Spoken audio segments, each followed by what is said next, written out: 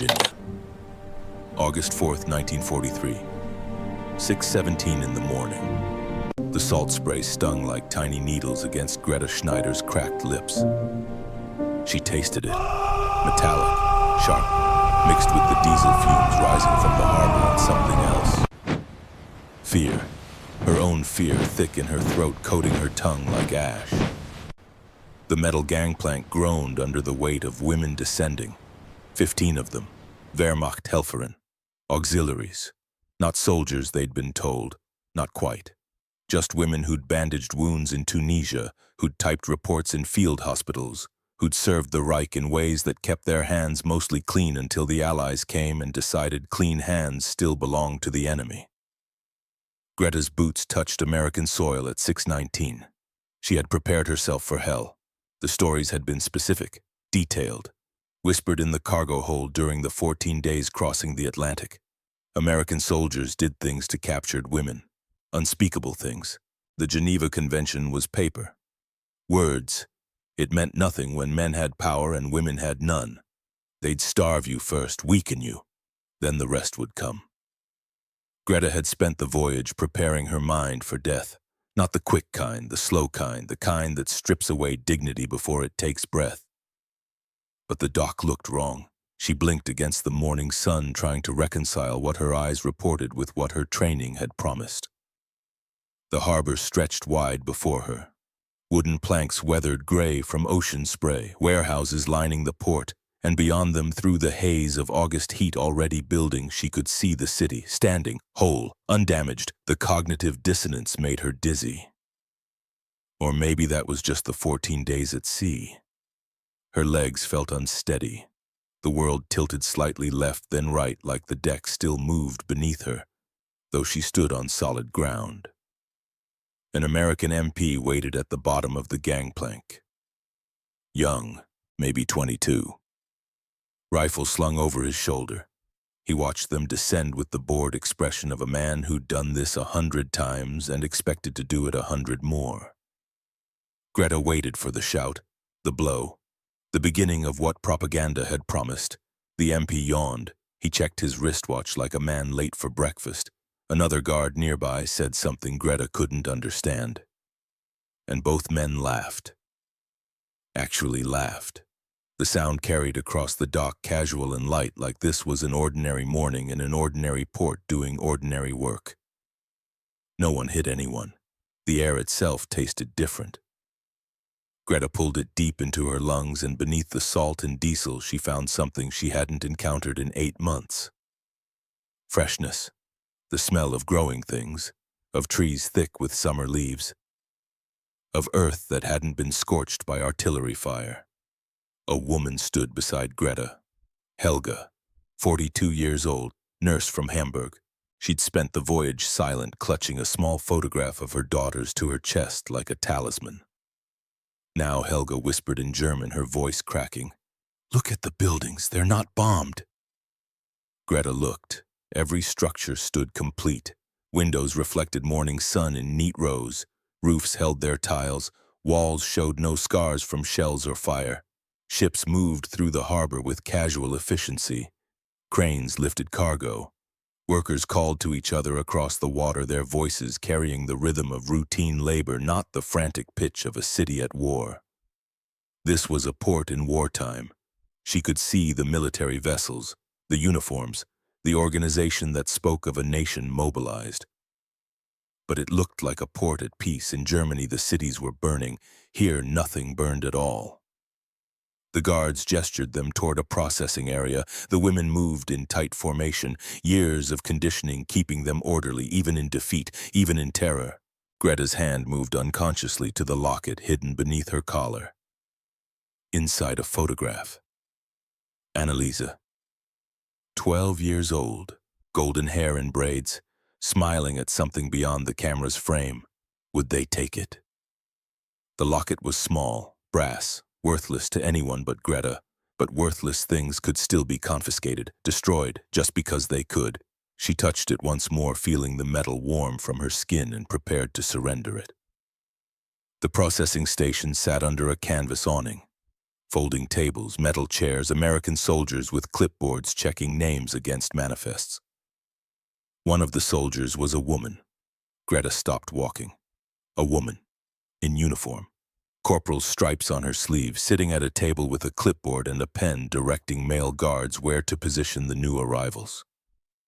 Corporal Davis, the name was stenciled on her uniform, maybe 35 years old, dark hair pulled back in a tight bun, face weathered from sun and wind. She looked up as the female prisoners approached, her eyes moving across them with professional assessment. Not hatred, not contempt, just the evaluation of someone doing a job she'd been assigned. Greta's entire understanding of American military structure fractured in that moment. Women had authority here, actual authority. Men listened to them, obeyed them. The propaganda hadn't mentioned this. Corporal Davis pointed to a smaller tent off to the side. Medical processing. Female prisoners separate from male. Greta filed in with the others and a female doctor met them inside. Captain Richardson, maybe 40. Gray threading through brown hair, stethoscope around her neck. She spoke to them in broken German. "Remove your shirts. Medical examination. Standard procedure." The tent had been divided with canvas curtains, privacy, individual stations. The doctor moved from woman to woman, checking eyes, throats, ears, listening to hearts and lungs, making notes on charts. When Captain Richardson reached Greta, she paused. Her fingers found the old scars across Greta's lower back. 5 of them, thin white lines that had healed poorly. "Who did this to you?" Greta didn't answer, couldn't answer. The memory was too sharp. Tunisia, 6 months ago, a supply shortage at the field hospital. Greta had protested the way medical resources were being diverted to officers while enlisted men bled out on tables. The commanding officer had disagreed, had made his disagreement clear. German soldiers had done this, not Americans. Her own countrymen had taught her that protest earned pain. Captain Richardson's face softened. She applied clean bandages where the scars still showed slight irritation from the rough prison uniform. Her touch was gentle, professional, the touch of someone who'd taken an oath to heal and meant it. "You're safe now," the doctor said. The German was clumsy, the grammar wrong, but the intention was clear. Greta felt something crack in her chest, small, hairline, like ice beginning to thaw. After medical processing came photographs, fingerprints, prisoner numbers. Greta became 31-2847. The American photographer positioned each woman in front of a white sheet and snapped photos with mechanical efficiency. "Hold still," he said in English. "Don't smile." As if any of them would smile, but his tone carried no cruelty, just the weariness of a man doing repetitive work, like he'd rather be anywhere else, like this was boring to him. Boring. Processing enemy prisoners was boring to these Americans, not exciting, not vengeful, just tedious paperwork that kept them from lunch. The disconnect between expectation and reality grew wider with every passing minute. Then came the trains. Greta stood on the platform staring at them and felt the foundations of everything she'd been taught begin to crumble. These were not cattle cars, not the boxcars that had carried her across North Africa, packed 50 women deep with no seats and one bucket in the corner for bodily functions. Not the metal containers where women stood pressed together in their own waste and sweat for days. These were passenger cars, Pullman cars, with windows and cushioned seats and overhead racks for luggage they didn't have. An MP stood at the door, Sergeant Franklin Ashford, 35 years old if Greta had to guess.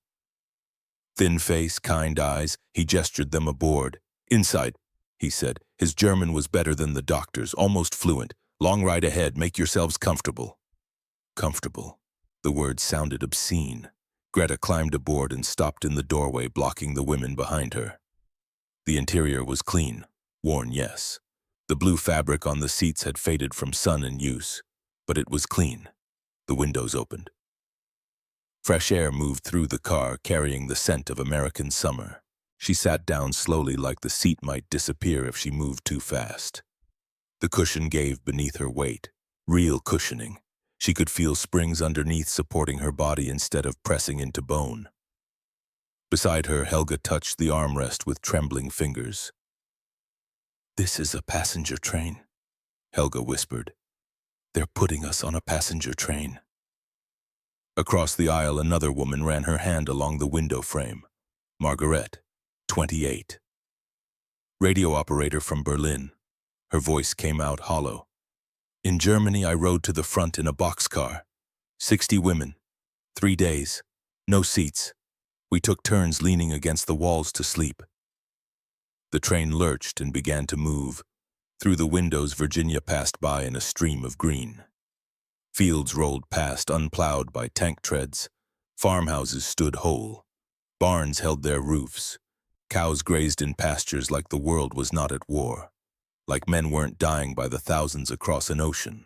Like cities weren't burning and children weren't starving, and everything Greta had known for 25 years wasn't collapsing into ash and blood. A child appeared in a yard beside the tracks. Maybe 7 years old, playing with a dog. The child looked up as the train passed and waved. An American child, waving at German prisoners. Greta lifted her hand and waved back before she could stop herself. The gesture felt like treason, against what she didn't know anymore. Against Germany, against the propaganda that had sustained her through 2 years of watching men die in field hospitals. Against the certainty that had carried her across the ocean. Sergeant Ashford walked the aisles checking on prisoners. His vigilance was casual, professional but not cruel. When he reached Greta's seat, he stopped and offered cigarettes around. American cigarettes. Greta took one. Her hands shook slightly as he lit it with a Zippo that clicked open with practiced ease. She drew smoke into her lungs and tasted tobacco that wasn't mixed with sawdust or dried leaves. Real tobacco. Pure tobacco. The sergeant moved on and Greta sat smoking, watching America pass outside her window. Feeling certainty crumble with every mile. The heat increased as morning stretched toward noon. The American South in August was an oven. But the windows stayed open. The breeze helped. Greta dozed, woke, dozed again. Sometime in the afternoon, the train stopped at a small town for water. The prisoners were allowed to step onto the platform, to stretch legs, to breathe air that wasn't thick with the smell of too many bodies in too small a space. An old woman appeared. She must have been 70, maybe older. White hair pulled back in a bun, cotton dress faded from washing. She carried a basket covered with a checkered cloth and approached the nearest guard, speaking to him briefly. He nodded. The old woman began handing out sandwiches to the prisoners. Greta took one, staring at it like an artifact from another world. White bread, ham, cheese, lettuce. An American civilian was giving food to German prisoners of war. "Eat," the woman said. The word came out in heavily accented German, like she'd learned it just for this. Just to say this one word to these enemy women. "You must be hungry." Greta bit into the sandwich. The bread was soft. The ham was real. The cheese tasted of something other than deprivation. She chewed slowly, and around her other women did the same, all of them silent, all of them trying to process what was happening. Helga stood nearby eating her sandwich with tears running down her face, not from sadness, from the sheer incomprehensibility of kindness from an enemy. The train whistle blew. They reboarded. The journey continued. Through the window, Greta watched America unspool in an endless reel of normalcy. Gas stations with cars waiting for fuel. Grocery stores with people walking out carrying bags full of food. Churches with white steeples pointing toward a sky that held no bombers. Every mile was evidence against the Reich's narrative. Every scene contradicted the propaganda that had sustained her through 2 years of war. Margaret leaned across the aisle, her voice barely audible over the train's rattle. "Do you remember the films they showed us in training?" Greta remembered. Films of American soldiers torturing prisoners. Films of cities in chaos. Films designed to make surrender seem worse than death. "I remember." "They lied," Margaret said quietly. "About everything. They lied about everything." Greta didn't answer. She was too busy watching a group of American children playing baseball in a field beside the tracks. Their laughter was audible even over the train's noise. In Germany, children hid in bunkers. Here they played games. The competing narratives in Greta's mind began to fight for dominance. Voice 1. The voice of training, of propaganda, of 2 years serving the Reich. This is a trap. They're fattening you for something worse. They need you weak, compliant. This kindness is a weapon designed to break your will. Voice 2. The voice of evidence, of eyes and ears and taste and touch. But the cities aren't bombed. The children aren't starving. The guards aren't cruel. What if everything you were told was a lie? The battle between these voices would define the next 2 years of her life. But in that moment on that train rolling through Virginia toward an unknown destination, Greta didn't know that yet. She only knew that she'd expected hell and found something else. Something stranger, something she had no framework to understand. Evening approached. The train had been moving for hours through Virginia, through the Carolinas, deeper into the American South. Heat pressed against the windows even as the sun began its descent. Greta's uniform stuck to her back with sweat. The train began to slow. Through the window she saw buildings appear, wooden structures freshly built stretching across cleared land. Guard towers punctuated the perimeter.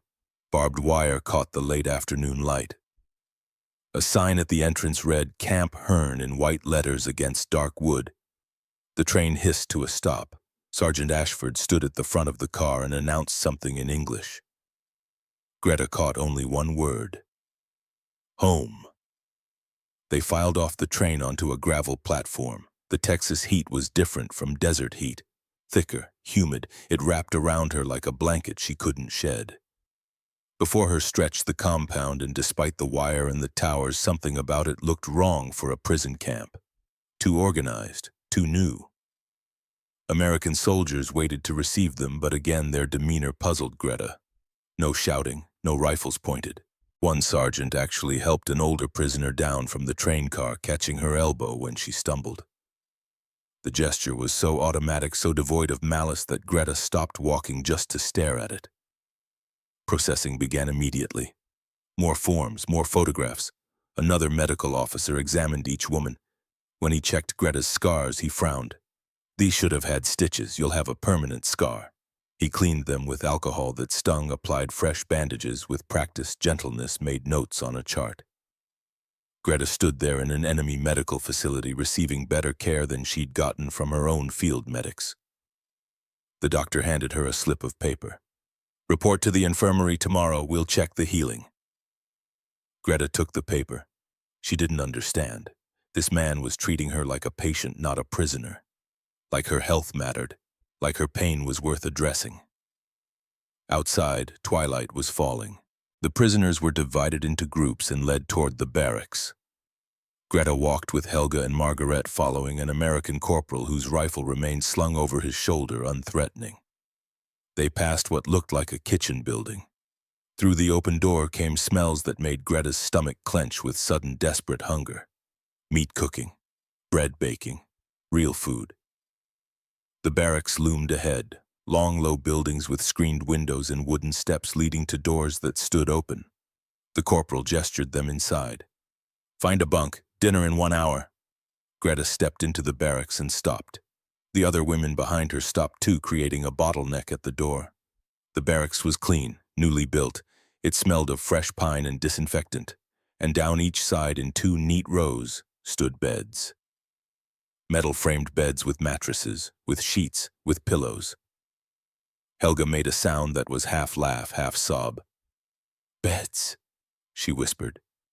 "They've given us beds." Greta walked to the nearest unoccupied bunk and sat on it. The mattress compressed beneath her.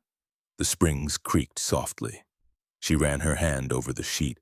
It was thin, institutional, but it was clean. A folded blanket sat at the foot of the bed. A pillow rested at the head, slightly lumpy but real. She lay back, staring at the ceiling, and felt springs supporting her body instead of dirt or metal floor.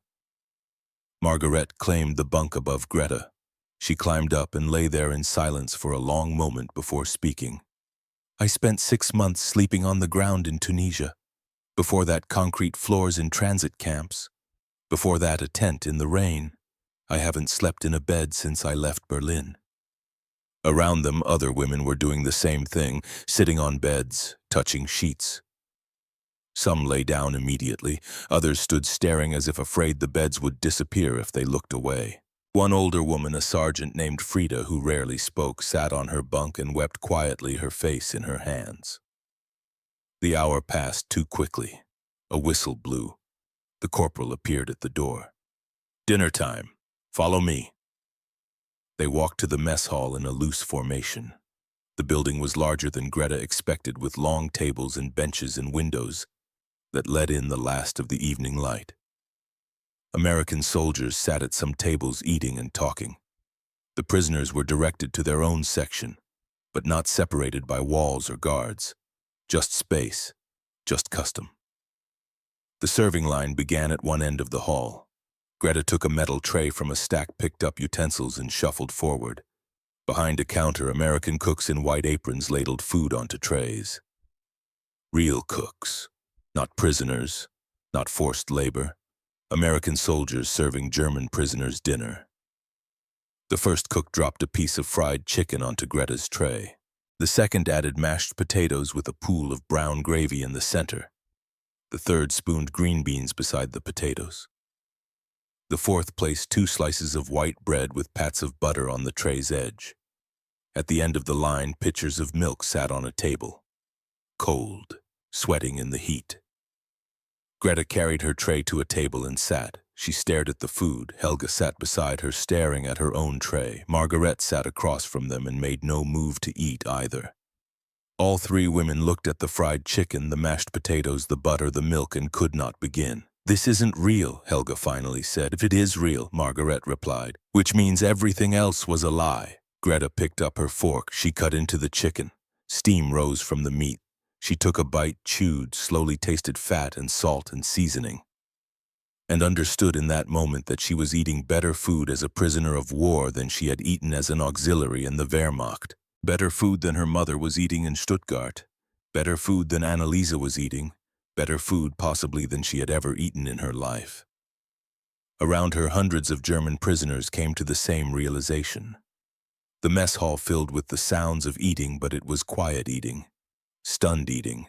Some women ate mechanically, faces blank with shock.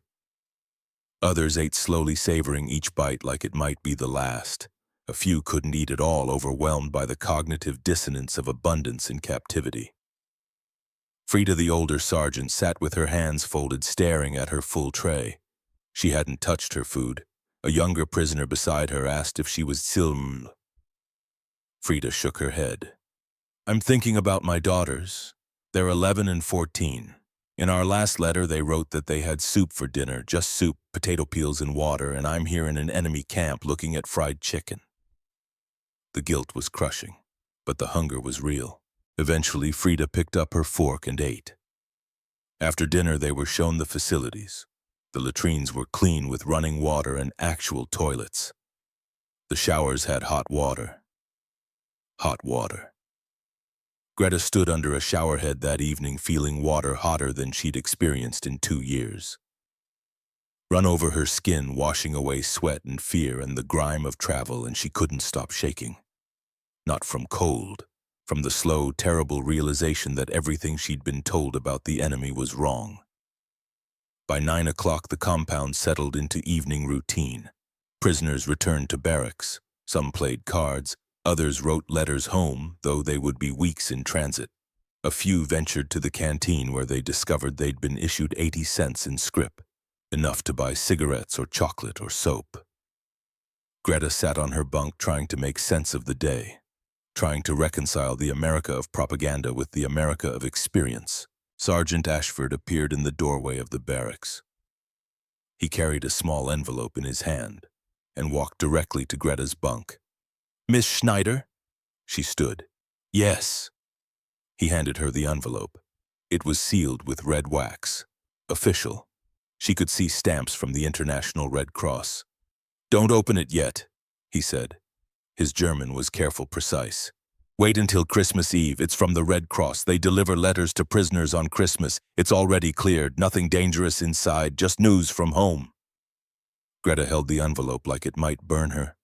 Inside this paper was news from Stuttgart, from her mother, from Annalisa. But it was August. Christmas was 4 months away. "Why wait?" she asked. Sergeant Ashford's face softened. "Because sometimes hope is better measured out. Sometimes it helps to have something to look forward to, something to hold on to when the days get hard." He left before she could respond. Greta sat on her bunk holding the sealed envelope. Around her, women prepared for sleep, removed boots, brushed hair, whispered quiet conversations in the dark. She touched the locket at her throat, Annalise's photograph still safe, still with her. Then she tucked the envelope under her pillow and lay back on the mattress. The springs creaked softly. The ceiling above her was clean wood. Through the screened windows she could hear cicadas singing in the Texas night. She closed her eyes and tried to sleep, but her mind raced with questions. 7 questions specifically. 7 mysteries that would define the months to come. Would she survive whatever came next? Would Annalisa survive the war? Why did Sergeant Ashford look so sad when he saw her photograph? What was in the sealed envelope? Why did the guard at processing keep a photo face down on his desk? Why did American civilians show kindness to enemies? And the biggest question of all, if everything they'd told her about America was a lie, what else had been a lie? The questions circled in her mind like birds looking for a place to land. She had no answers, not yet, but she would find them, one by one over the next 2 years. She didn't know it then, but this first day in America would mark the beginning of a transformation so complete that the woman who climbed down from that ship at Norfolk would bear almost no resemblance to the woman who would stand at a graveside in Texas 29 years later, speaking wisdom earned through suffering and kindness in equal measure. But that was still to come. For now, on this first night in Camp Hearn, Texas, Greta Schneider lay in a bed with clean sheets and tried to understand how she had expected hell and found something else entirely. Something stranger. Something that terrified her more than torture ever could. She had found mercy, and mercy, she was beginning to understand, was the most dangerous weapon of all. Because it was very hard to hate people who gave you lemonade when you expected poison. Very hard to maintain certainty when every piece of evidence contradicted what you'd been taught. Very hard to cling to ideology when kindness kept chipping away at its foundations. The propaganda had prepared her for cruelty. It had not prepared her for this. Outside, the Texas night continued. Cicadas sang. Stars wheeled overhead in their ancient patterns, indifferent to human wars and human suffering and the small revolutions happening in the hearts of women who'd crossed an ocean expecting death and found instead the terrifying possibility of hope. August became September. The heat did not break. Texas heat, Greta learned, was different from desert heat. It pressed down with humidity, made the air thick enough to taste. Salt and dust and the smell of cotton fields stretching beyond sight. The days established a rhythm. Wake at dawn, the compound came alive with the sound of whistles and boots on gravel and women moving toward the washhouses. Breakfast in the mess hall, eggs, bacon, toast with jam, coffee that was actually coffee, not the chicory substitute they'd drunk in Tunisia. Greta ate every morning and felt guilty every morning. While she consumed calories she didn't deserve, Annalisa was somewhere in Stuttgart eating potato soup, if she was lucky, if there were potatoes. The competing narratives in her mind grew louder. Voice 1. You're betraying them. Every bite of American food is a betrayal of your sister, your mother, your country. Voice 2. But if you starve yourself, does that help them? Does your suffering in Texas ease theirs in Stuttgart? No answer satisfied both voices. After breakfast came work assignments. The Americans ran Camp Hearn with military efficiency. Prisoners who volunteered for labor details earned 80 cents per day in canteen scrip. Those who refused sat idle. Greta volunteered. She was assigned to kitchen detail initially. Peeling potatoes, washing dishes, work that kept her hands busy and her mind from circling the same questions endlessly. But after 2 weeks, a different opportunity appeared. Corporal Jackson, who managed work assignments, approached her during evening formation. "Schneider, you have medical training, yes. Field hospital, Tunisia, 16 months. Can you cook?" The question seemed unrelated to medicine. Greta hesitated. "Basic cooking, nothing fancy." "Good enough. There's a farmer needs kitchen help. His wife is struggling. Lost their son in Normandy. She can't manage the house alone anymore. You interested?" Greta thought of the sealed envelope under her pillow. The Red Cross letter she wasn't allowed to open until Christmas. 4 months of waiting. 4 months of wondering if Annalisa was alive or dead. Work would help. Work always helped. "Yes, I'm interested." The next morning, a truck carried 6 prisoners 20 miles from Camp Hearn to a sprawl of farms that fed the war effort. Cotton mostly, some wheat, vegetables for the military supply chain. Silas Whitmore's farm sat at the end of a dirt road lined with live oaks. The house was small, white clapboard siding, green shutters, a porch that wrapped around 3 sides. Behind it, fields stretched toward the horizon in neat rows of cotton ready for harvest. Silas stood waiting in the yard, 52 years old, weathered skin from decades under the Texas sun, thin in the way men get when grief steals their appetite. He wore denim overalls and a hat pulled low against the morning glare. He studied the prisoners as they climbed down from the truck.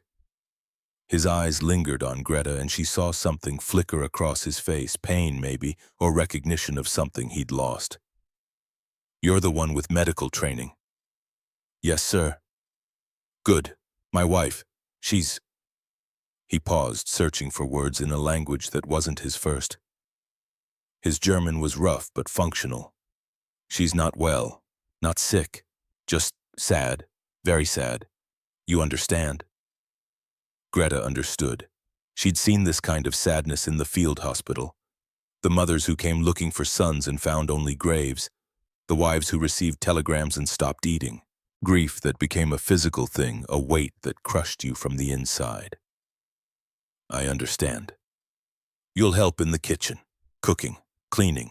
She'll show you what needs doing. Just be patient with her." The house smelled of dust and neglect.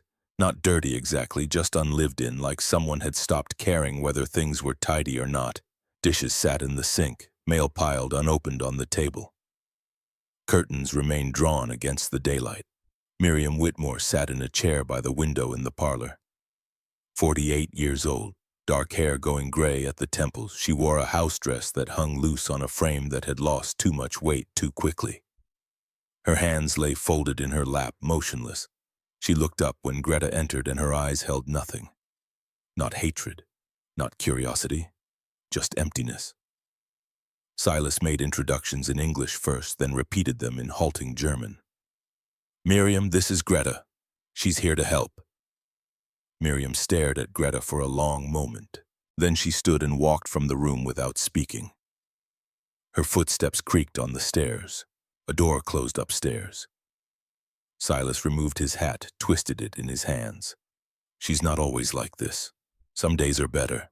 Just give her time." Time was something Greta had in abundance. 4 months until Christmas. 4 months until she could open the envelope and learn whether Annalisa still drew breath. She could give Miriam Whitmore time. The work was simple, familiar. The same tasks her mother had taught her in Stuttgart before the war. Wash the dishes, sweep the floors, prepare meals from the ingredients in the larder. But the abundance in that larder made her hands shake. Flour, sugar, real butter, eggs, ham, vegetables from the garden. More food in this one kitchen than she'd seen in 6 months in Tunisia. More than her mother and Annalisa had seen in a year. She made lunch, sandwiches, simple. She called up the stairs when it was ready. Miriam didn't come down. Silas ate alone at the kitchen table, and Greta saw how he looked at the empty chair across from him. How his jaw tightened. How he forced himself to take bites of food that clearly tasted like ash. After lunch, he returned to the fields. Greta washed dishes, and then, because she didn't know what else to do, she cooked. She made stew. Beef and potatoes and carrots and onions simmered low in a heavy pot. The smell filled the house, rich and savory and alive. At 4 o'clock, she heard footsteps on the stairs. Miriam appeared in the kitchen doorway. She looked at the pot on the stove, at the bread Greta had baked cooling on the counter, at the table set for two. "You made extra," Miriam said. Her English was accented but clear. "Yes." "Why?" Greta didn't have a good answer. She'd cooked the way her mother had taught her. "You always made extra, because you never knew who might need feeding, because hospitality was not negotiable even in wartime, especially in wartime." "Habit," she said finally. Miriam stared at her for another long moment. Then she sat at the table. She didn't speak while Greta served the stew.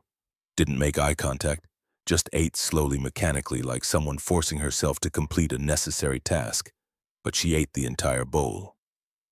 When Silas came in from the fields at sunset, he found his wife sitting at the table and Greta washing dishes, and his face did something complicated. Relief and pain and gratitude all mixed together. That night, riding back to Camp Hearn in the truck, Greta touched the locket at her throat and wondered what Annalisa had eaten that day. Wondered if there had been enough. Wondered if her sister was growing thinner while she, Greta, grew stronger on American food. The guilt never left, but the work continued. 3 times a week she went to the Whitmore farm. The pattern repeated. Miriam upstairs, Greta cooking. The smell of food drawing Miriam down. Silent meals. Small progress measured in clean plates and fewer unopened letters on the table. Silas never asked Greta to do more than kitchen work. Never demanded. Never raised his voice. He paid her the same 80 cents the camp paid for labor, though he wasn't required to. He thanked her at the end of each day, and the thanks sounded genuine. The cognitive dissonance grew worse. This man's son had died fighting Germans. Greta had served the Wehrmacht, had bandaged German soldiers so they could return to the front and kill more Americans. Her hands weren't clean. She'd never fired a weapon, but she'd enabled those who did. Thaddeus Whitmore was dead because of people like her. And yet his father treated her with kindness. His mother slowly, painfully began to treat her like a human being instead of an inconvenient ghost. Voice 1. "This is manipulation. They're softening you, breaking down your resistance. Don't trust it." Voice 2. "But what if kindness is just kindness? What if some people choose grace even when they have every right to choose vengeance?" The voice grew harder to ignore. In October, Eleanor Ashford began teaching English classes at Camp Hearn. 3 evenings a week, voluntary. 20 women attended the first session, Greta among them. Eleanor was 61 years old, silver hair pulled back in a neat bun, reading glasses on a chain around her neck. She'd been a schoolteacher in Houston for 30 years before retiring. Now she drove out to the camp twice a week in her Chevrolet, bringing textbooks and patience. She taught them simple phrases first. "Good morning, good afternoon, good evening. Please, thank you, you're welcome. I am sorry for your loss." That last phrase landed differently than the others. Eleanor had them practice it over and over. The pronunciation, the cadence, the slight softening of the voice that conveyed genuine sympathy. After class, Greta approached Eleanor's desk. "Why teach us that phrase specifically?" Eleanor looked up over her reading glasses. Her eyes were kind but direct. "Because you'll need it. Americans have lost sons and husbands and brothers. You'll encounter their grief. Being able to acknowledge it, to speak to it even in simple words, that builds bridges. What if they don't want bridges? What if they want revenge? Some do," Eleanor admitted. "Some people let grief turn to hatred, but most people, given the choice between bitterness and healing, will choose healing, eventually. If someone shows them it's possible."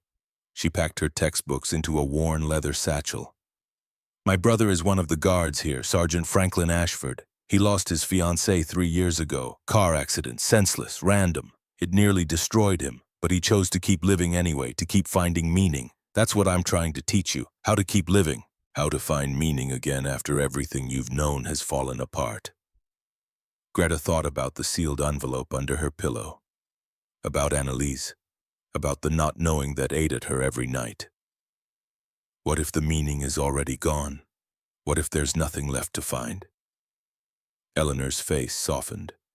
Then you build new meaning, from whatever materials you have left. It won't be the same as what you lost, but it can still be real, still be worth holding on to. She left and Greta stood in the empty classroom thinking about bridges and meaning and whether either was possible when the foundation beneath you had turned to ash. She met Liesel Becker the second week of October. Liesel was 28, tall, blonde, sharp-featured in a way that made her look severe until she smiled and then her whole face transformed. She'd been captured in Italy, transferred through the same processing system that had brought Greta to Camp Herne, but Liesel was different from the other prisoners. She spoke English fluently, had learned it from her grandmother who'd emigrated from Pennsylvania to Germany in 1910. She worked as an interpreter for the American Guards, helping translate orders and resolve disputes. Some of the prisoners hated her for it, called her a collaborator, a traitor. Ingrid Volker was the loudest voice in that chorus. Ingrid was 32, hard-faced, sharp-eyed. She'd been Gestapo in Munich before the war, party member since 1935, a true believer in ways that made even other Germans uncomfortable. She'd formed a small group within the camp, 7 women who met in corners of the barracks and spoke in whispers about loyalty and betrayal and what would happen after the war when accounts came due. Greta avoided them, kept her head down, did her work. But Liesel sought her out anyway. It happened in the laundry room. November rain drummed on the tin roof while Greta scrubbed mud from work dresses. Liesel appeared beside her with a basket of her own washing.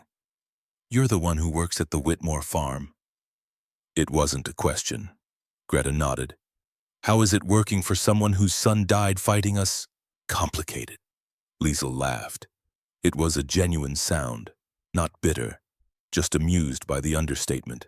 "Everything's complicated now, isn't it? I spend my days translating for American Guards, helping them understand German prisoners, helping German prisoners understand Americans. Both sides think I'm betraying the other." "Are you?" "I'm trying to keep people alive," Liesel said. "The war is over for us. We're here until it ends for everyone else. I can spend that time nursing grudges and maintaining hatreds, or I can try to make the captivity bearable. I chose bearable." She wrung water from a shirt with practiced efficiency. "Ingrid Volker and her group. They've been watching you. You know that, right?" Greta's hands stilled in the wash water. "Why? Because you learn English. Because you work for Americans. Because you don't join their little loyalty meetings. To them, that makes you suspect. I'm not betraying anyone. I'm just trying to survive." "I know, but to people like Ingrid, survival looks like collaboration, especially when it involves kindness from the enemy." Liesel finished her washing and picked up her basket. Before she left, she touched Greta's shoulder gently. "Be careful. They're dangerous. More dangerous than the Americans because the Americans follow rules. Ingrid doesn't." She left Greta alone with the rain and the smell of lye soap, and a new fear curling in her stomach. The fear proved justified. Mid-November, evening formation. Ingrid approached Greta outside the mess hall. 4 other women flanked her, hard faces, cold eyes. "We need to talk, privately." They walked to a corner of the compound where the lights didn't quite reach. Greta's pulse hammered in her throat, but she kept her face neutral. "You've become very friendly with the Americans," Ingrid said. Her tone was conversational, almost pleasant, which made it worse somehow. "I do my work, that's all." "You do more than work. You learn their language. You eat at their tables. You smile at their guards. The camp requires us to be civil." "Civil is one thing. Collaboration is another." Ingrid stepped closer. "Do you know what happened to collaborators in Germany, to women who were too friendly with the enemy?" Greta knew. Everyone knew. The photographs had circulated, women with shaved heads, public humiliation, sometimes worse. "The war will end," Ingrid continued, "one way or another. And when it does, we'll all go home. There will be a reckoning. People will remember who stayed loyal and who didn't." I'm loyal to my family, my sister, my mother, not to the party. The party and Germany are the same thing. No, Greta said quietly. They're not. Ingrid's face went cold. You should be very careful. Accidents happen in camps. People fall, get injured. Sometimes they don't recover. It was a clear threat. Greta felt ice slide down her spine, but she forced herself to meet Ingrid's eyes. Are you threatening me? I'm warning you. As a fellow German, choose your loyalties carefully. They left her standing in the shadows, and Greta returned to the barracks with her hands shaking. That night, Liesel found her sitting on her bunk. Ingrid talked to you. How did you know? She talks to everyone eventually, especially anyone who shows signs of thinking for themselves. Liesel sat on the bunk across from Greta. She threatened you? Yes. She's threatened me too, multiple times. The guards know. They've separated some of her group, but they can't watch everyone all the time. Liesel pulled something from her pocket, a small notebook, leather-bound, worn at the edges. I keep a diary. Everything that happens here, every conversation, every threat, I document it all. If something happens to me, I want there to be a record, want people to know the truth. Why are you telling me this? Because you're one of the few people here who sees things clearly, who understands that the propaganda was lies, that maybe, just maybe, we were wrong about some things. Liesel pressed the notebook into Greta's hands. If something happens to me, give this to the guards. Make sure they know. Nothing's going to happen to you. Liesel smiled sadly. I hope you're right, but Ingrid is getting desperate. The war is turning against Germany. She knows it. Everyone knows it. And desperate people are dangerous people. She left, and Greta sat holding the diary, feeling the weight of it, the weight of truth written down. Evidence that might matter or might simply be words that outlived their author. She hid it under her mattress and tried to sleep. December arrived. The heat finally broke. Texas winter was nothing like German winter, but the cooler air felt like mercy after months of humidity. Greta had been at Camp Hearn for 4 months. The sealed envelope still waited under her pillow. Christmas Eve was 3 weeks away. At the Whitmore farm, small changes accumulated. Miriam came downstairs earlier each visit. Sometimes she helped with the cooking. Once she asked Greta about her family.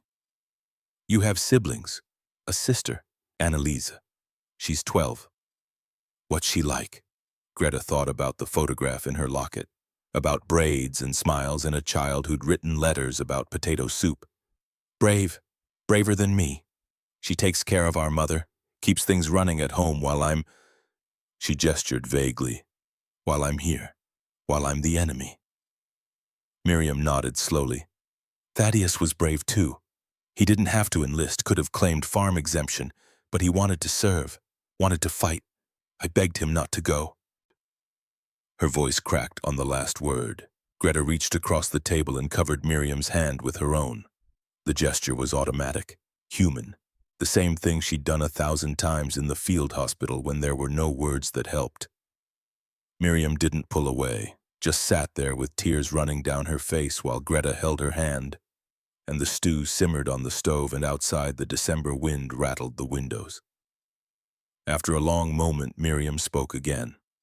You look like her. Thaddeus's girl. Sweetheart he had back in high school. Same coloring, same age probably. That's why Silas hired you. Because he saw it too. Saw what we lost.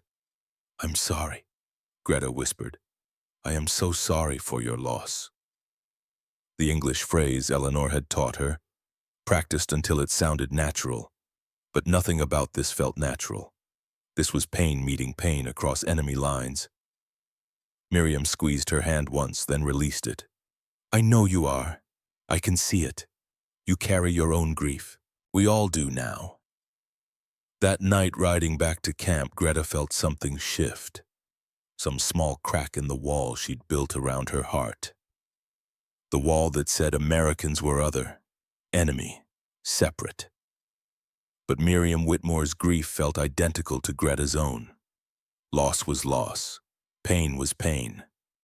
It didn't matter which flag you saluted or which language you spoke or which side of the war you'd stood on. The dead were still dead. The living still had to figure out how to keep living. December 20th, 1943. The day everything changed. Evening formation had just ended. Prisoners were returning to barracks. Dinner had been chicken and dumplings. Greta's stomach was full. She was thinking about the envelope. 4 more days until Christmas Eve. 4 more days until she could open it and learn whether Anneliese was alive. She climbed the steps to the barracks and heard voices inside. Angry voices, a scuffle. She opened the door and saw them. Ingrid and 4 others had Liesel cornered against the far wall. One held a metal pipe. Another held a board studded with nails, improvised weapons deadly if used with intent. Liesel's nose was bleeding. She held her hands up trying to protect her face. "Please, don't do this. I haven't betrayed anyone." "You translate for them," Ingrid hissed. "You smile at the guards. You tell them our secrets. I'm trying to keep us safe, all of us. You're trying to save yourself, traitor." The pipe came down. Greta heard the crack, saw Liesel collapse, saw the others close in their faces, twisted with righteous fury. She should have screamed, should have run for the guards, should have done anything except stand frozen in the doorway watching a woman being beaten to death. But fear paralyzed her. Voice 1 screaming, "If you help her, you're next." Voice 2 screaming, "Help her, help her, help her." The voices canceled each other out, left her silent. It lasted maybe 90 seconds, felt like hours. When they finished, Liesel lay on the floor in a spreading pool of blood. Her skull was cracked, both arms broken, breathing shallow and wet. Ingrid looked up and saw Greta in the doorway. "You saw nothing, understand nothing." Greta nodded mutely. They filed past her out of the barracks, and she stood there staring at Liesel's broken body until someone else came in and started screaming for the guards. The Americans came running. Medics, officers. They carried Liesel to the infirmary on a stretcher. Sergeant Franklin Ashford questioned everyone in the barracks. Greta told him nothing. Fear had stolen her voice. Or maybe it was shame. Maybe it was the knowledge that she'd stood there and watched and done nothing. Liesel died 6 days later. December 26th, the day after Christmas. The day after Greta finally opened the sealed envelope and learned that Anneliese was alive. Thin, hungry, but alive as of October. The guilt of that timing would haunt Greta for the rest of her life. That she'd received news of her sister's survival on the same day Liesel died because Greta hadn't found the courage to scream. The Americans investigated, separated the known Nazi sympathizers. Ingrid Volker was sent to a different camp, a harsher one, maximum security, but it didn't bring Liesel back. 3 days after the murder, Sergeant Franklin Ashford found Greta sitting alone by the fence line staring at nothing. He sat down beside her, didn't speak for a long time, just sat. Finally, "You saw what happened." It wasn't a question. Greta nodded. "Why didn't you tell me?" "I was afraid. Of Ingrid. Of everything. Of speaking. Of staying silent. Of all of it." Franklin was quiet for another moment. Then he pulled something from his pocket. A photograph. He handed it to Greta. The woman in the picture was young, maybe 25, blonde, smiling. She stood in front of a church in a white dress. "My fiancée," Franklin said. "Catherine. She died 3 years ago. Car accident. Drunk driver hit her on her way home from the hospital where she worked. She was a nurse." Greta looked at the photograph, saw what Miriam had seen. The resemblance was slight but present. Same coloring, same general features. "Is that why you gave me the envelope? Why you've been kind to me?" "Partly, maybe. I don't know. I look at you and I see someone who could have been her. Could have lived her life if things had been different. If borders were drawn differently. If history had taken another path." He took the photograph back, studied it. "She used to say that hate was easy. Any fool could hate. But choosing kindness, especially when you had every reason to choose cruelty, that took real strength." He stood up, pocketed the photograph. You're not responsible for what happened to Liesel. Ingrid Volker is. The ideology that poisoned her mind is you were just trying to survive. That's not a crime. That's human. He walked away and Greta sat there thinking about Catherine and Liesel and Annalisa and all the women who should have lived but didn't and about the ones who lived but carried the ghosts of the dead everywhere they went. Christmas Eve arrived in all its complicated grief. The Americans decorated Camp Hearn with pine boughs and paper chains. There was a service in the chapel. Greta didn't attend. She sat on her bunk holding the opened envelope, reading and rereading her mother's letter. Annalisa was alive, thin but alive. The house had been damaged in bombing but still stood. They had food, not much. Potato soup mostly, but enough. Her mother's handwriting was shaky. Age or malnutrition, Greta couldn't tell. Maybe both. We think of you every day. We pray you're safe. We pray you come home. Annalise asks about you constantly. She still believes you're invincible. I let her believe it. Hope is precious now. We can't afford to waste it. Greta folded the letter carefully, returned it to the envelope. She should have felt relief. Joy. Her sister was alive, but Liesel was dead, and Greta was alive in a camp where she ate fried chicken while Annalisa ate potato soup. The guilt was crushing. Someone knocked on the barracks door. Greta looked up and saw Corporal Davis, the female guard who'd processed them on that first day. Schneider, you have a visitor. A visitor? The Whitmores, they're at the gate, asking for you. Greta followed the corporal to the main gate in a daze. What were Silas and Miriam doing here? It was Christmas Eve. They should be home, grieving their son in private. But there they stood beside their truck, Silas holding a paper bag, Miriam clutching a small wrapped package. We can't let you off compound, Silas said. His German was improving. He practiced every time she worked the farm. But we needed, to bring you something. He handed her the paper bag, inside a wool scarf, hand-knitted, gray and soft. Miriam made it, for you. Greta looked at Miriam, who wouldn't quite meet her eyes. Why? Miriam's voice was barely audible. Because you've been kind to me, when you had no reason to be. When I gave you nothing but silence and grief, you still came, still cooked, still sat with me in my pain. I needed to give you something back. She thrust the wrapped package at Greta. And this is from both of us. Open it tomorrow, Christmas morning. They left before Greta could respond, drove away into the December night, leaving her standing at the gate holding gifts from people whose son had died fighting her country. That night, lying in her bunk, Greta unwrapped the package. Inside was a photograph, the three of them, Silas, Miriam, and Thaddeus, taken before the war. He looked like his father, same thin build, same serious eyes. He wore his uniform, fresh pressed, proud. On the back, in Miriam's handwriting, Thaddeus would have wanted us to forgive, would have wanted us to choose love over hate. We're trying. Thank you for helping us try. Greta held the photograph and wept. For Thaddeus, for Liesel, for Annalisa eating potato soup, for all the dead and all the living and all the impossible, painful, beautiful ways they were connected across battle lines and oceans and grief. Outside, someone started singing. German Christmas carols in the barracks. American Christmas carols from the guards' quarters.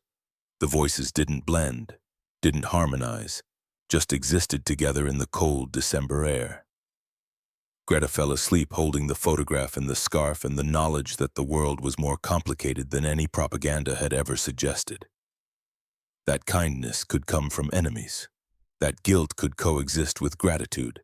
That healing was possible even when you didn't deserve it. That mercy was real. And that maybe, just maybe, the woman she'd been when she stepped off that ship in August was already dying. Being replaced by someone new. Someone who'd learned that the most dangerous weapon the Americans possessed wasn't guns or bombs or prisons. It was their stubborn insistence on treating the enemy like human beings. That was the thing that broke you. Not cruelty, kindness. Because it was very hard to maintain your certainties when someone whose son you helped kill gave you a hand-knitted scarf and asked nothing in return except that you keep living, keep trying, keep choosing hope over bitterness even when bitterness felt like the only rational response. The war continued, but inside Greta Schneider something fundamental had shifted. She didn't know it yet, but this Christmas would mark the turning point. The moment when Voice 2 finally grew louder than Voice 1, when evidence overcame propaganda, when transformation became inevitable. The hardest part was still to come. The war would end. She would return to Germany. She would face choices that would define the rest of her life. But on this Christmas Eve in 1943, in a prisoner of war camp in Texas, Greta learned a lesson that would sustain her through everything that followed. That the human capacity for kindness was stronger than any ideology, that love could survive war, that bridges could be built even across graves, and that sometimes the enemy had something to teach you. If you were brave enough to listen, if you were willing to let your certainties die so something truer could be born. Outside, the singing continued. German and American voices, separate but simultaneous. A discordant harmony that somehow, despite everything, despite the war and the grief and the impossible distance between them, sounded like hope. May 8th, 1945. The war in Europe ended with a radio announcement that crackled through Camp Hearn's speakers at dawn. Germany had surrendered, unconditionally, completely. Hitler was dead. Berlin was rubble. The Reich that was supposed to last 1,000 years had lasted 12. In the female barracks, some women wept. Others sat in stunned silence. A few cheered quietly, privately, where no one could accuse them of betraying the fatherland. Greta felt nothing, just a vast emptiness where certainty used to live. The Americans began repatriation processing within weeks. Ships would carry them back across the Atlantic, back to whatever remained of home, back to the ruins. Silas drove to Camp Hearn 3 days after the announcement, found Greta in the garden where prisoners grew vegetables for the mess hall. "You're going back." It wasn't a question. She nodded. "When? September, maybe October. They have to organize transport." Silas removed his hat, turned it in his hands.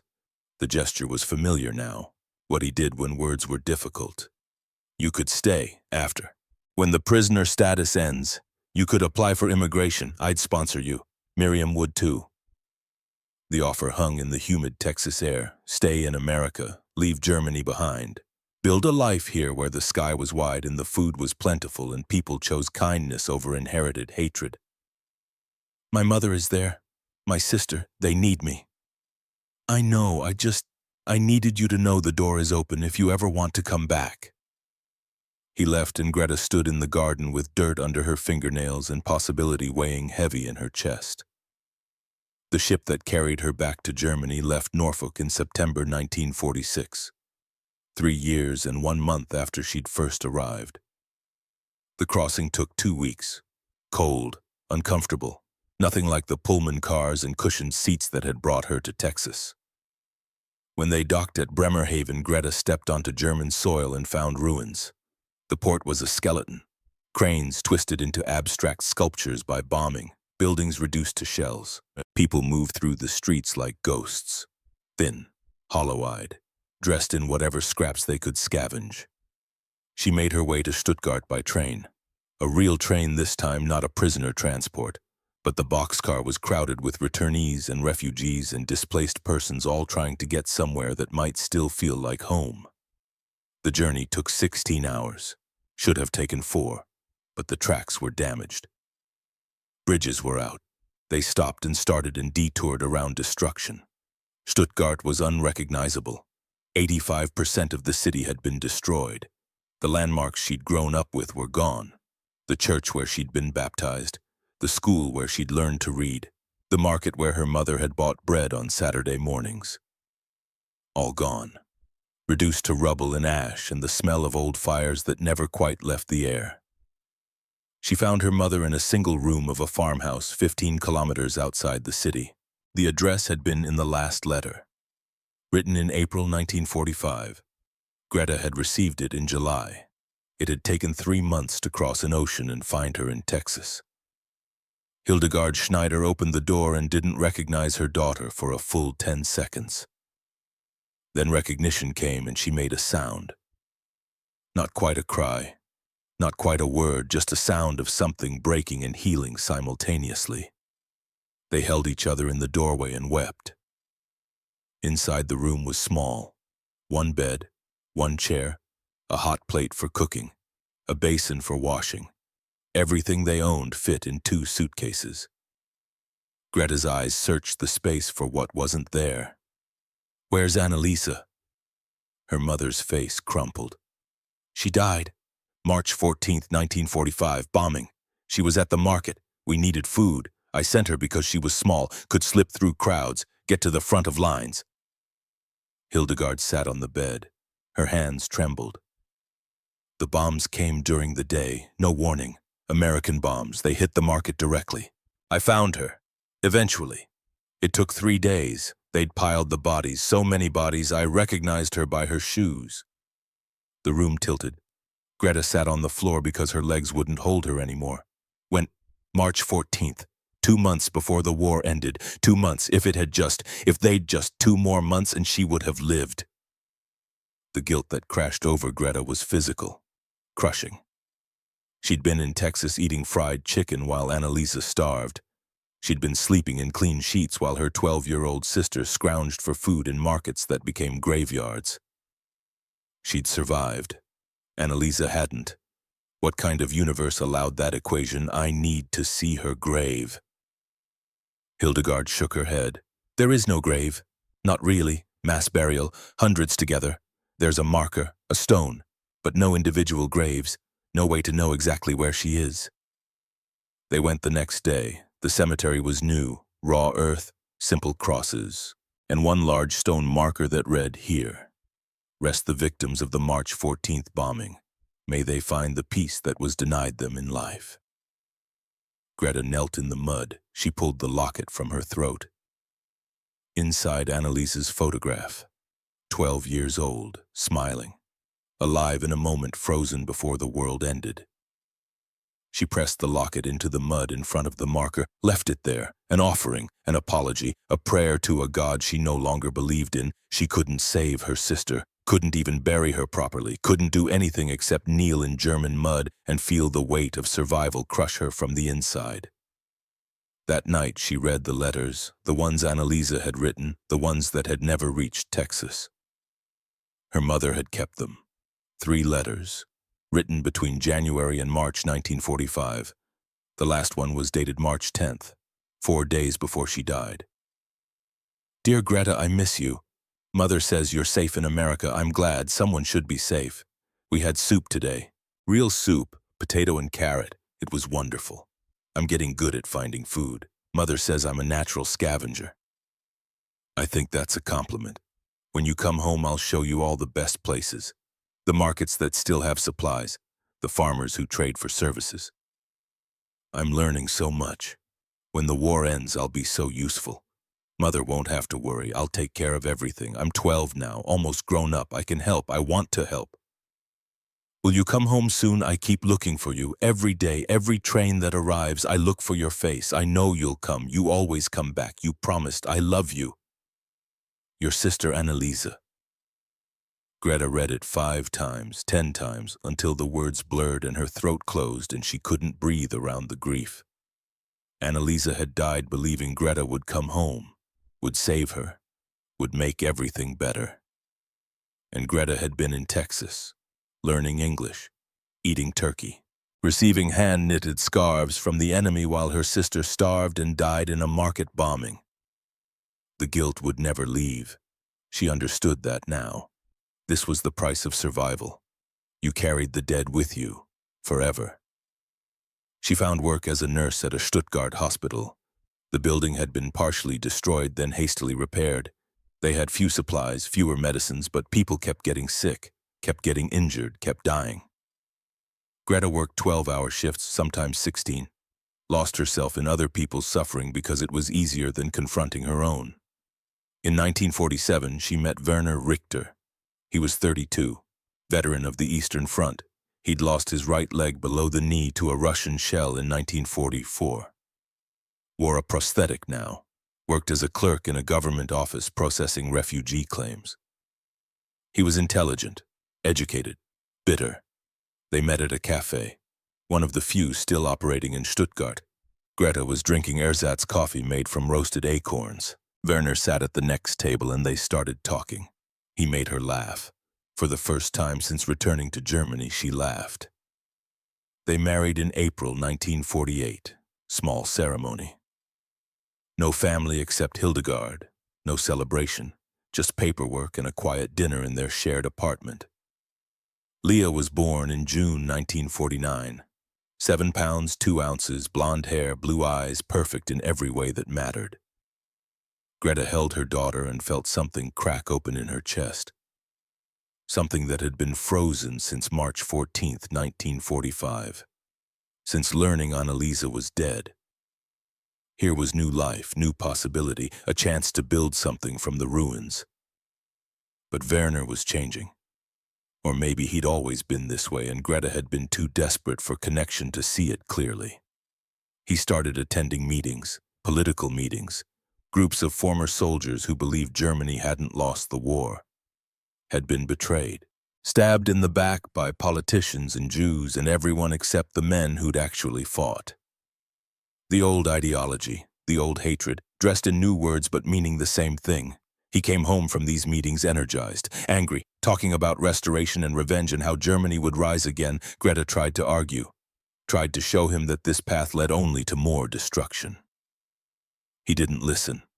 Then he started drinking. Not much at first, a beer or two after work, but the amounts increased. The frequency increased. And when he drank, the anger came out.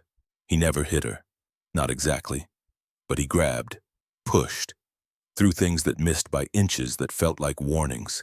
He shouted about her time in America, about how she'd been corrupted, softened, turned against her own people by enemy propaganda.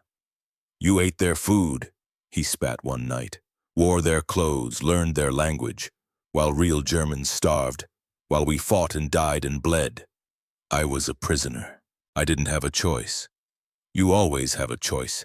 You could have refused, could have maintained your dignity. Instead, you collaborated. The word hit like a slap. I didn't collaborate. I survived. Same thing, Werner said. To people like you, survival means surrender.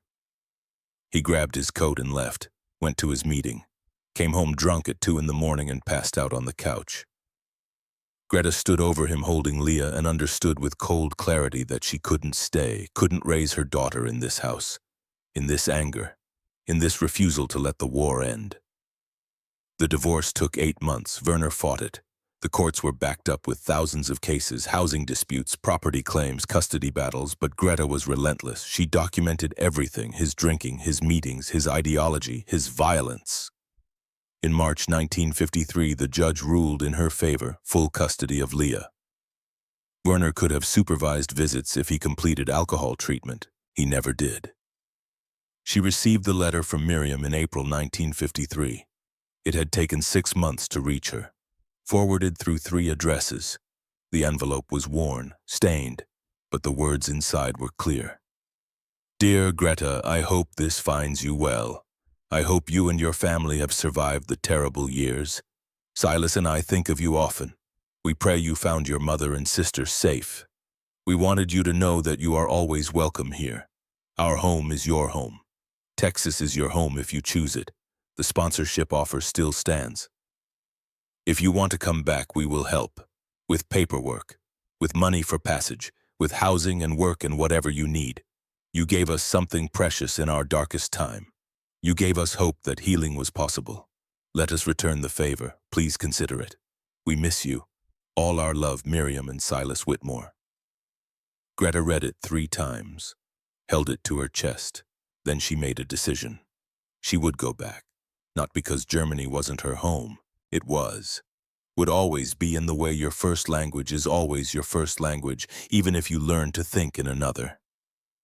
But because she couldn't raise Leah in ruins, in bitterness, in the poisonous ideology that had killed Annalisa and millions of others.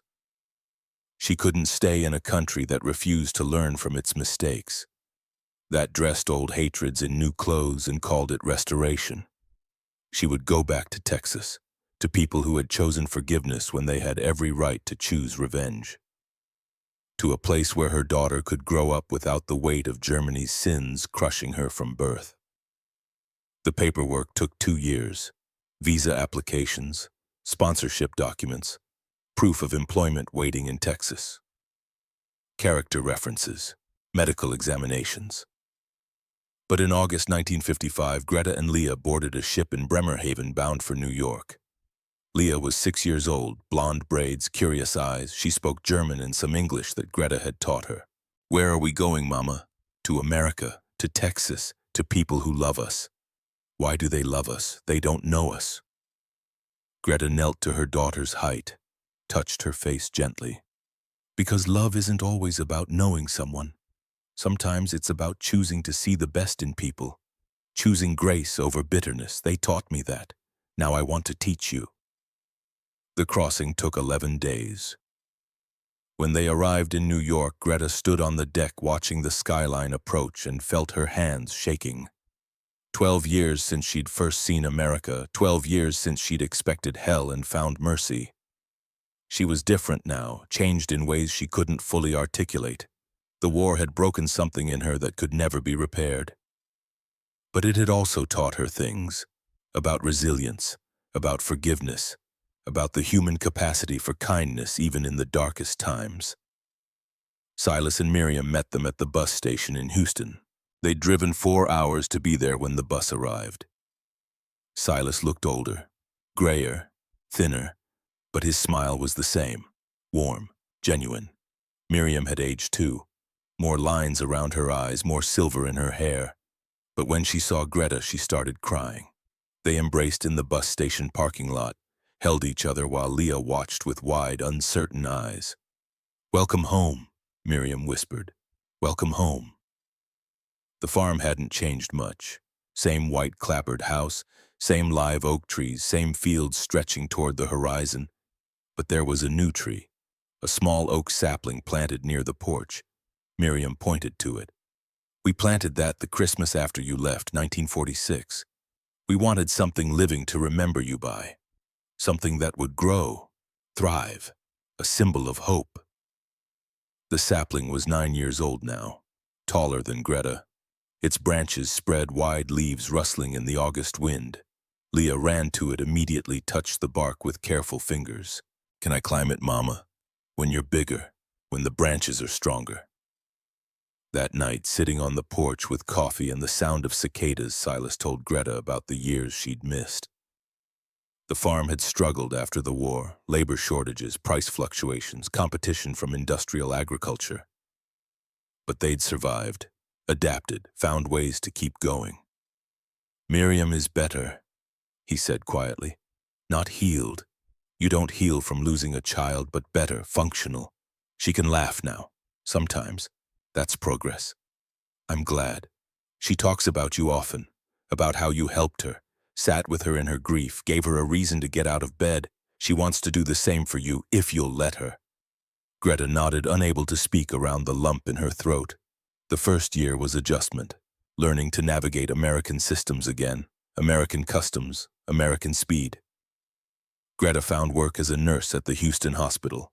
The pay was better than Stuttgart. The supplies were abundant. The work was familiar.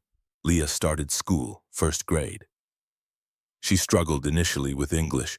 The other children were kind but curious, asked questions about Germany, about the war, about things a 6-year-old couldn't possibly explain. But she adapted. Children always did. By Christmas, she was speaking English fluently, playing with neighborhood children, becoming American in ways that made Greta's heart ache and soar simultaneously. In January 1956, Sergeant Franklin Ashford visited the Whitmore farm. He'd retired from the military, worked now as a civil engineer in Houston. He came for Sunday dinner, brought his brother. Nathaniel Ashford was 40 years old, tall, quiet. He designed bridges for a living, built connections between places that had been separate. He shook Greta's hand and his grip was warm, steady. "Franklin's told me about you, about Camp Hearn, about your courage." "I wasn't courageous. I was just trying to survive." "Sometimes that's the same thing." They talked over dinner, about engineering, about nursing, about the strange paths that brought people together across impossible distances. He asked if he could write to her. She said yes. The courtship was slow, careful. Letters exchanged weekly, dinners once a month, walks along Buffalo Bayou where Nathaniel explained the mathematics of bridge construction. And Greta listened fascinated by the poetry of it. Building connections, spanning distances, creating paths where none had existed. He proposed in June 1957. Took her to the bridge he'd designed over the San Jacinto River, showed her the calculations, the stress points, the way weight was distributed so that the structure could hold. "That's what marriage is," he said. "Distribution of weight, two people holding each other up, sharing the load, building something that can withstand pressure." She said yes. They married in September 1958, small ceremony at the courthouse. Franklin as witness, Silas and Miriam in attendance, Leah as flower girl taking her role very seriously. Nathaniel adopted Leah legally, gave her his name, treated her like his own daughter in every way that mattered. Greta became an American citizen in 1960, took the oath with tears streaming down her face. She was German, would always be German, but she was American too now, both things simultaneously. The war had taught her that identity wasn't singular, that you could carry multiple truths at once. Years passed, good years, hard years. The normal accumulation of a life lived. Leah graduated high school in 1967, went to nursing school, following her mother's path, building on the foundation Greta had laid. Silas died in 1970. Heart attack in the cotton field, quick, relatively painless. Miriam found him under the live oak tree. The sapling they'd planted in 1946 was now massive, 24 years of growth. Its branches spread wide enough to shade half the yard. The funeral was small, just family and close friends. Greta stood beside Miriam at the graveside and held her hand, while they lowered Silas into Texas earth. "He loved you," Miriam said quietly. "Thought of you like a daughter. Especially after Thaddeus, you gave him purpose, gave him hope that kindness mattered." "He saved me," Greta replied. "Both of you did. When I expected cruelty, you gave grace. I wouldn't have survived without that." Miriam squeezed her hand. "We saved each other. That's how grace works. It's never one direction." In 1972, Miriam followed Silas. She'd been declining for months. Cancer, liver. By the time they caught it, there was nothing to be done except manage pain and wait. She died on a Tuesday in March, surrounded by family. Greta held one hand. Franklin held the other. Leah sat at the foot of the bed, 23 years old now, strong and capable in everything Annalisa might have been if the world had been kinder. The funeral was larger than Silas's. Miriam had touched more lives, taught Sunday school, volunteered at the library, been the kind of woman who remembered everyone's birthday and brought casseroles when someone was sick. Greta stood at the graveside, 54 years old now, and watched them lower Miriam into the ground beside Silas. She thought about the first time she'd met them. 29 years ago, a German prisoner afraid of everything, and they'd given her work, given her kindness, given her a path back to humanity. After the service people gathered at the farm, food, stories, the rituals of remembrance. Greta found Franklin standing under the oak tree, the one they'd planted in 1946. It was massive now, trunk thick as a barrel, branches spreading 40 feet in every direction. She loved this tree, Franklin said. Used to sit under it every evening. Said it reminded her that growth was possible even after loss. Greta touched the bark, felt the roughness under her palm. This tree had been a sapling when she left Texas in 1946. Now it was ancient, solid, proof that time moved forward even when you thought you'd never heal. "I should have come back sooner," she said. "Should have visited more." should have been here. You were exactly where you needed to be, doing exactly what you needed to do. They understood that, never held it against you. Leah appeared with a small girl holding her hand. 3 years old, blonde curls, blue eyes. Mama Annalisa is tired. Can we go home? Greta looked at her granddaughter, named for the sister she'd lost, named for the hope that love could outlive death. That memory could become blessing instead of curse. Yes, sweetheart, we can go home. But first, she needed one more moment, one more goodbye. She walked to the porch, sat on the steps where she'd sat so many times before, preparing meals, talking with Miriam, finding her way back to herself piece by piece. In her pocket, she carried something she'd kept for 29 years. The Christmas envelope, the one Sergeant Franklin had given her that first week at Camp Hearn, the one that had held her mother's letter and Annalise's photograph. She pulled it out now, yellowed, creased, the red wax seal long since broken, but she'd kept it, through everything, through Germany and divorce and return and marriage and citizenship and all the years that followed. Kept it as a reminder of the day she learned that mercy was real, that enemies could become family, that transformation was possible even when you thought your shape was fixed forever. She turned it over in her hands and Franklin sat beside her. You kept it. Always. It was the first kindness, the first crack in the wall I'd built. I needed to remember that moment when everything changed.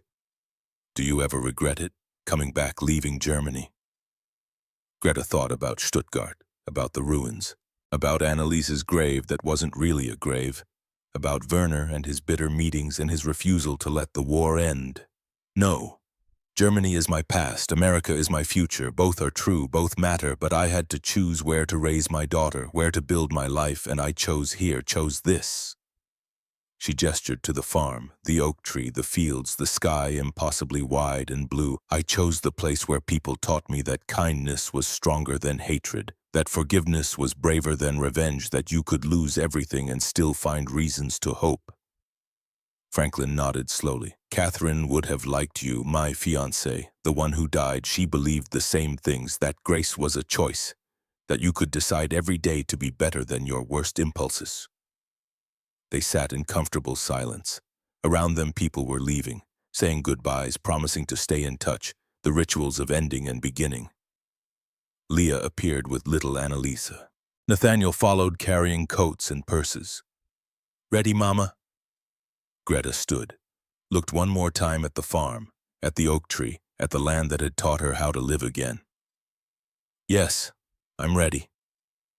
They drove back to Houston as the sun set, Texas sky painted in oranges and purples and reds. Leah talked about her job at the hospital, about the patients she was treating, about the difference she was making. Nathaniel held Greta's hand across the front seat, solid, present, the man who'd built bridges for a living and had built one for her too, a path from enemy to family, from prisoner to citizen, from broken to whole. Little Annalisa fell asleep in the back seat, her breathing sudden even. Greta looked at her granddaughter in the rearview mirror and felt something settle in her chest. This was why she'd survived, not for herself, for this, for the next generation, for the chance to break the cycle of hatred and build something better from the ruins. Annalisa was dead, would always be dead. The guilt would never fully leave. But this child, this living, breathing, beautiful child carried her name and her memory and the hope that love could be stronger than loss. That night, after everyone was asleep, Greta sat on her porch in Houston and thought about the long road that had brought her here. From Norfolk Dock in 1943 expecting hell, to Camp Hearn finding mercy, to the Whitmore farm learning grace, to Germany confronting ruins, to Texas again choosing hope, to this moment, this quiet suburban street, this ordinary miracle of a life rebuilt from ash. She thought about all the questions that had circled in her mind that first night at Camp Hearn, the 7 mysteries that had seemed so urgent then. She'd survived. That question had been answered. Annalisa hadn't. That answer had broken her. The envelope had held exactly what it promised. News from home. Hope measured out in careful doses. Franklin had looked sad because she reminded him of Catherine. Of love lost too soon, Miriam had shown kindness because she'd chosen healing over bitterness. The ideology had been lies, all of it, every word, and her future. Her future had been here, in America, in Texas, in the choice to believe that transformation was possible. The wisdom she'd earned was simple but hard-won. That the human capacity for kindness was stronger than any propaganda. That you could hate the war and still honor the warrior. That enemies were just people who'd been told different lies. That mercy was the most dangerous weapon ever invented because it disarmed you completely. That survival wasn't betrayal. It was responsibility. To live well, to love fiercely, to build something beautiful from the wreckage. That the dead stayed with you. Always, but they didn't have to be weights, they could be wings. If you let them. Greta stood and walked to the small garden behind her house. Nathaniel had helped her plant it. Tomatoes, peppers, herbs, a small oak sapling that would take 50 years to grow massive like the one at the Whitmore farm. She touched it gently, felt the life pulsing underneath the bark. Growth was slow, healing was slow, but they were happening. Every day, every year, roots going deeper, branches spreading wider. She was 54 years old, half her life lived in one country, half in another. Both halves essential, both halves true. The war had tried to destroy her, had destroyed millions, had burned cities and murdered children and unleashed horrors that would echo for generations, but it hadn't destroyed everything. Kindness had survived, love had survived, hope had survived. And standing in her garden in Houston, Texas on a quiet spring night in 1972, Greta Schneider understood finally, completely the lesson America had taught her 29 years ago. That you didn't give mercy to the enemy because they deserved it. You gave it because you needed to prove that humanity was stronger than hate. That grace was braver than revenge. That transformation was always possible if you were willing to let your certainties die so something truer could be born. She went inside, kissed her sleeping granddaughter's forehead, climbed into bed beside Nathaniel, closed her eyes, and dreamed of oak trees growing tall, of bridges spanning impossible distances, of 3 generations of women standing in sunlight, of Annalise smiling somewhere beyond reach but never beyond memory, of enemies who became family, of prisons that became sanctuaries, of the long, slow, painful, beautiful journey from fear to hope. She had expected hell on that August morning in 1943. She had found instead the possibility of redemption, and in the end that made all the difference.